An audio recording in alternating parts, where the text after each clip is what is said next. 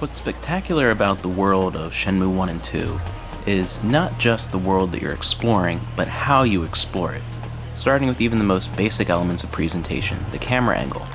Giving a full overhead view would make the player feel more of an observer, a little more separate from the story and the world at hand, someone who is observing or controlling an element of a story, not necessarily part of it.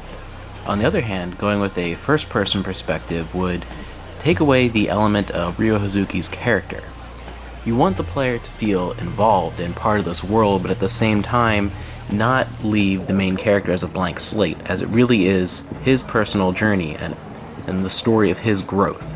So the behind-the-back three-quarter camera angle is perfect for this. It is sort of the best of all worlds, keeps the player really tuned in and feels personally involved in the world, doesn't feel quite as separate, but at the same time it keeps the player locked on to the main character.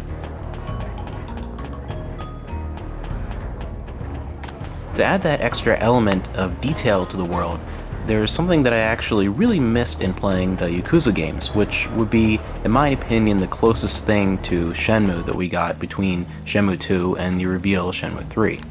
And that is the ability to zoom into first-person perspective and look around the world and really peer into all the little details.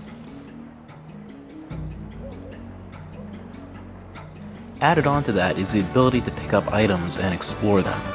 So the world is not just inhabited by thousands of items that you can pick up and look at and add to your inventory. It's not just, again, what you're exploring, but how you explore it. Instead of in, say, an Elder Scrolls game, where you just grab an item and it's just sort of there and feels very separate from the player, you see very slowly Ryozuki pick it up, put it in his hand, and then you can turn it while it's in your hand. Instead of just turning an item on the screen, you're really reaching out with your hand in first-person perspective and looking at it as if it's really in the palm of your hand. So it's how you look at items, not just the items themselves. Now this next element pertains a little bit more to Shenmue 1 than 2, and that is the inhabitants of the world.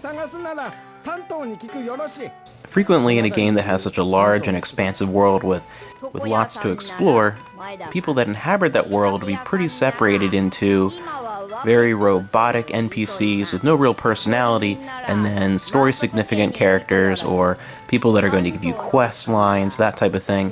But in Shenmue 1 and 2, and particularly in Shenmue 1, every individual, even the nearly insignificant characters walking around in the streets that don't really play a point in the story or your day-to-day life, seem to feel alive more than in most games. They don't feel like they're just filling up a void in the world trying to make it feel more populated. It feels like it actually is more populated. Even the less significant, seemingly generic characters in both Shenmue 1 and 2 can feel more alive by your interactions with them. And in Shenmue 2, using people to guide you to places that you're having trouble finding, take you to a destination and use them as a guide, makes them feel more alive and really shows their schedule and the way they walk around the world, and as you follow them, looking around, seeing people. Again, every single element of Shenmue 1 and 2, part of why I feel it makes such a personal connection to the player, is not just the world itself, but how you explore that world. And that's also true for Shenmue's storytelling. The story itself is fantastic, but there are plenty of other games out there with fantastic stories and characters. But it comes down to not just the story, but the storyteller behind the story.